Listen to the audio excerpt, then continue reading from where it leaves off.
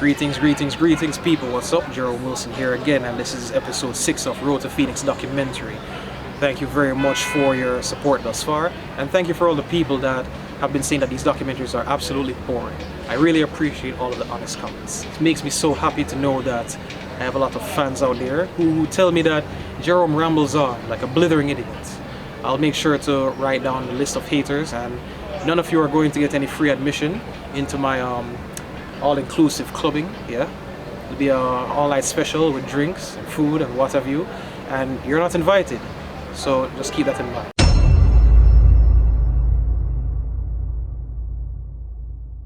So this is the 6th episode, and this one is going to be entitled The Past. We're going to be going back to all the things that I have learned so far.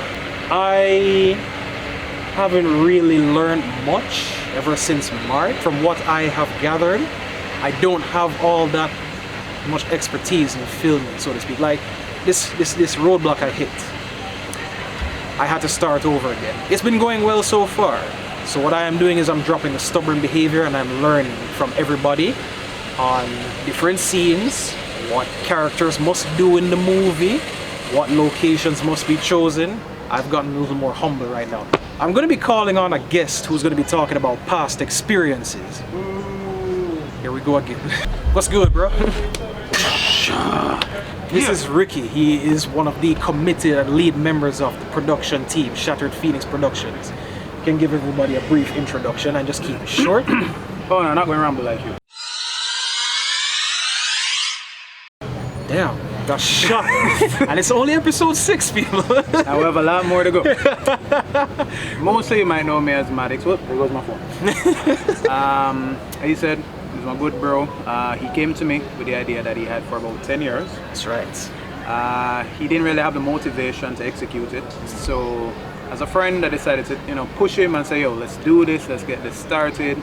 We started talking more about the storyline and what he wants to bring across, and then we got Mr. Ozster behind the camera to come on board, and many hot days in the sun walking with camera equipment down Palisadoes Road and bus in town and everything. That's Here right. we are. Yeah, so that's a quick little history as to, how we got to the point where we are now. Quick 3 pointers about the past experiences that we've learned. First quick pointer that we're going to talk about, past mistakes. The mistakes that I made is that there was no script written. Right. I thought that I could make it a habit to ad-lib everything, but that didn't work out so well. Yeah. Even for today's filming that we did, I had to drop lines for the female that we have on the production team, as well as the male on the production team that were in these scenes today. Exactly. As I'm constructing it, I realized it's a lot of work. So Ricky, as he discussed, said that he was going to help me with this concept that I had for 10 years. But honestly speaking, I have to stop being lazy and correct this one past mistake.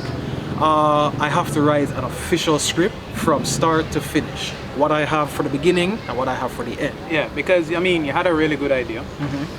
The whole concept is really good. It's just that you needed the storyline to flow. You knew how you wanted it to start, you knew how you wanted it to end, you kind of knew what you wanted in the middle, but then there was nothing connecting it. Yeah, there was no script, and then you wanted to kind of improv it, which left it disconnected. That's you what get me? happened. So Yes. one of the main things you had to work on was writing a proper script. So what I want to do is I can look back at the draft and say next installment, next project, and the conclusion. You can always look back at this big booklet and go through page after page. So one of the things I will definitely... Yang yangs. It's just become a staple for these things, man. I will commit myself into writing out one big booklet, and I will turn it into a big story where we can flip through page after page after page. So I'll hire someone and I'll actually let them do that. The second past mistake now, this one is very crucial. It is called past communication. Yeah. So I have been talking with a lot of people. I've been in dialogue with a lot of people. A graphic designer, an actress, potential actors who have finally said that they want to come on board. I appreciate all of you who have taken an interest in this, and I will definitely put you on. But communication has been a problem in this regard per se now. When I was talking with everybody and I'm telling them, okay, this role is specific for you, what I've realized is that they've made a lot of changes to their roles. Alright, I might as well work with it. It made me feel uncomfortable, and this is where my stubbornness kicked in. I didn't want my storyline to change. But then I was at home and I was watching an interview with Robert Downey Jr. and he was saying that he wanted Tom Holland, who played Peter Parker Spider-Man, to convey his death scene in Infinity War in his own way. So what I realized is that I have to accept the fact that people have to change the characters in your story to make it better. Exactly. I mean, it's not a case that they're changing your vision. Yes. I mean, I get it's very personal to you, so they kind of wanted it to stay a certain way, but allow people when they're in a character to kind of bring it out in their own way and do it justice. You get me? Kind of like one of the best examples of it is Heath Ledger as Joker.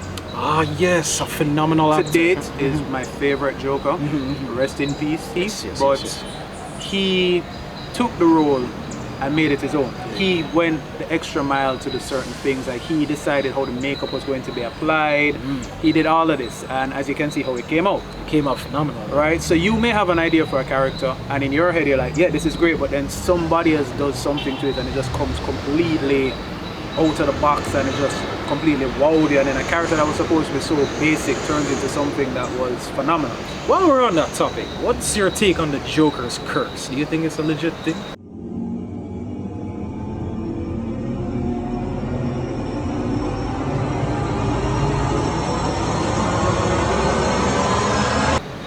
Every actor who's ever played this role up until this point has gone through some sort of dire, negative, cryptic situation. What you really think that they've committed too much into it to the point where bad things happen to them? Here's the thing about a character like the Joker. Like what happened to Heath Ledger again, you can get very wrapped up into a character like this because, I mean, if you really devote so much of your time and your mental state into it, it can take over. Yeah. And we all know that Joker mental state is off the rail. It's off the rail. So I mean, if you can no longer differentiate real life from your character, and a character like Joker, you're putting yourself in a lot of problems. You're just going to lose it, and that's exactly what happened to Leaf. That's true. About Leaf, did I say Leaf? Heath. I mean Heath. I was looking at the tree. I'm sorry. Right? So it's a thing where I don't think it's a curse. I think as an actor, when you're doing certain things, you have to kind of learn how to balance, where you want to put aside the best role possible for the character, but you have to kind of draw the line offset and say, all right, no longer on set. Yes. This is real life now. But the problem with Heath, he got so deep into it that he just couldn't do it. Understand. Yeah. So I don't think it's a curse per se. I think it's really down to the actor who's bringing it off to kind of draw a certain borderline as to how far they want to go with it. Okay, well, past communication does work. I guess when you speak with people and tell them how you want your character to be broken down, basically speaking, you have to work with it because they know what it is that the audience would demand from a film. So I guess you just have to work with these tiny, minuscule changes. In the past, I've known a lot of people who said, I'm in charge, you can't change this, it has to be done that way, and it fails. So give them artistic freedom to bring the character across the way they want, and you'll be very surprised sometimes as to how they can do it. You never know, they might see something in you that you've never seen yourself, so that is also true. Yeah. True. But the final point that I really wanted to touch when it came to you now are past concepts. Now, one thing I respect about my brother very much is that he is a genius. That's what he has. So many ideas, not really going to get too much into it, but you will see the rest of the ideas as time goes on. That's right. But as a brother, I just wanted to confirm something with you, and this is the reason I wanted to make you an honored guest today. Now, in prior documentaries, I mentioned something about the timing. I think it was the third documentary I was talking about. What I really and truly wanted to honestly ask you, do you believe that despite what's happening out there with people, based on any terrible incident that may happen to them, do you believe you will have enough time to carry out your concepts that you really, really want to invent and create? It's really a lot about dedication. Like, a lot of people have dreams, and they say, all right, I'm going to do this tomorrow, I'm going to do this next year, I'm going to do this, I'm going to do this, and then let's procrastinate on and on and on, and then those they never people, do it, right? I'll go back to like you. You had this idea for 10 years, you weren't sure how to execute, you just sat down on it. It was just artwork only, and I thought that was going to be it. It's about, you have an idea, you see where you can do it, you just jump and do it. You get me, you just go after it. So, do I think I can execute it? Yeah, I can. It's just about me putting myself in a thing where I'm going to say, all right, I'm going to do this, and I just have the drive, and I stick to it, and no matter what it takes, I just go for it. And that's all it is. You get me? So, I have, as he said, I have a lot of ideas. Will I execute them? Yes. when the time comes up, I'm going to just go through them one by one, but I definitely intend to execute all of them. I'm just going to go for it as best as I can. What you guys will see later on, we have some really interesting characters and some really interesting stunt scenes that require a lot of precision and a lot of planning, but y'all will see that as time goes by. That's right, that's but, right. With anybody, like if you have something you really want to do, stop thinking about it and do your best to execute it. I mean, some people say money is an issue or time is an issue and all of that. They really do. No matter what, if you spend, let's say you get home from work at 6 o'clock and you want to start drawing a comic. Yes. It's up to you to dedicate the time and say, alright, I'm going to spend an hour each evening to develop this character and develop that character. And before you know it, you get the ball rolling and getting something done. That's true. That's true.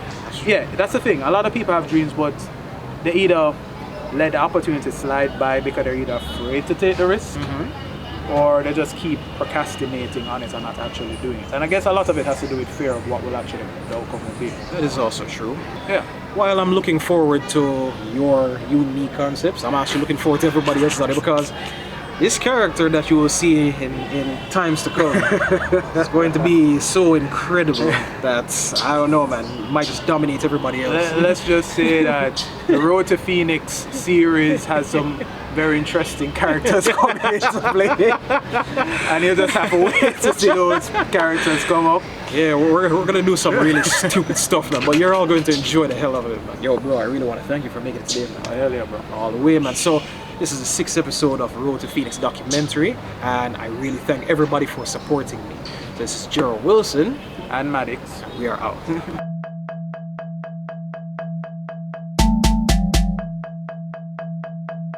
reminds me of the documentary videos. We're at the beach, filming the crabs. I don't know why the cameraman stepping from side to side, but it's like he's up to something. What are you doing, cameraman? And I got that all on film. That's I need help. beautiful. I need help. And then I when need the flash 1-800-GET-HELP. and then when the flash goes off, you scream, "He steals my soul!" Subscribe to my OnlyFans page. That's my new trademark from now. What's your fans page? Jerry Berry 123. You get to see these abs in total completion. See, the thumbs up approves it. Subscribe to my OnlyFans page, damn it. Jerry Berry 123. What a thing if that actually existed. I'd be in trouble. I'd be in serious trouble. I really would be. Auntie Sharon would not like to hear this. No, she wouldn't at all. I'd get kicked out for real stuff.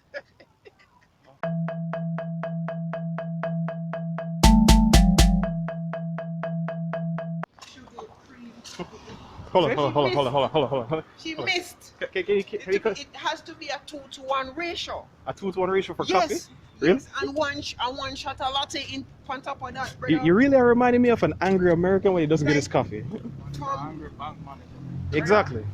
when you want coffee, you should know what you want. Yes. Isn't it? Did you tell her? The person fuck up the coffee. Uh-huh. Like my whole day gonna be messed up because I want that extra kick in the morning to do what I want. So you're gonna go back there what, next week and wreck the place? And the manager more next. You remind me of those angry Americans with a bald spot in the middle of their head. They go to the coffee shop and then they want that specific. You remember what you said, Ricky? 2.5 beans and you were supposed to get 3. Exactly. Brother, All you're missing now is a briefcase, Brother. the suit, and a very disgruntled look on your face because do you know who I am? I have to go and deal with these people and I demand my 3 beans and you give me 2.5. And this coffee is not hot, it is lukewarm. I've went to places and asked for black coffee. He's And these so bitches put sugar in my coffee. Like the fuck? Like, brother. Them shit always upset me, dog. Brother, it's alright. When you reach the office, you're alright. You ask your secretary to make one. Alright? Oh, I got that one.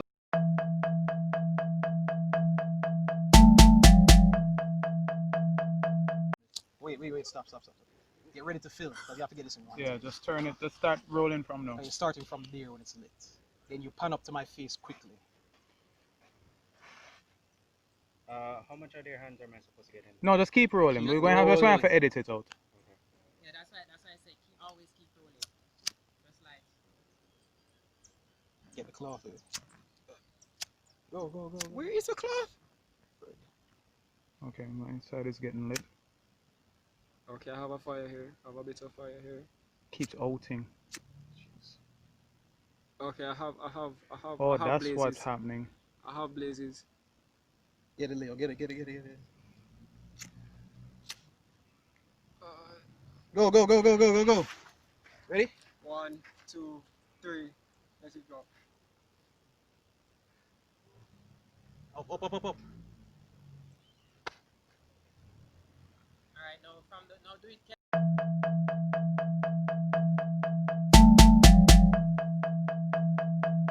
Roll call full names. Jerome Wilson. Hi. Full name. Why I forget my full name? Nickname. What name me give it? Nickname. Going with Zex. You're going with Zach? Yes. Alright. Nickname. Maddox. Fuck you. AKA. Maddox is Maddox. It done this. What about Ricky? Fine, Ricky, Maddox, whatever you want to. You just make everything difficult. Next. Zex here. AKA. Another human being that wants to exist. Alright, we'll call you Muppet. And Leo. Okay. Muppet! Next. Ozzy. And Gio, also Phantom. also Phantom. So the whole team is here. Last day of filming. So enjoy. Who's ready to get shot? Well, I know I am.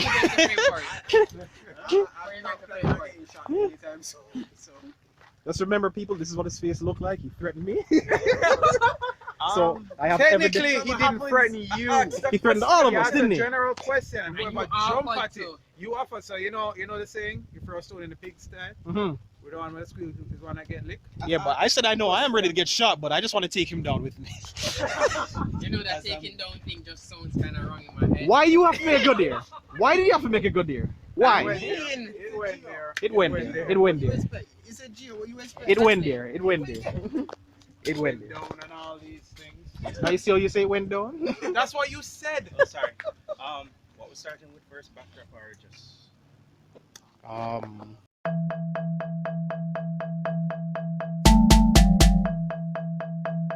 It's difficult, people. All right, so question.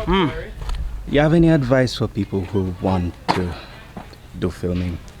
Well, if you are the type of person that gets irritated easily with 5 takes, 10 takes, 15 takes, this is not the profession for you.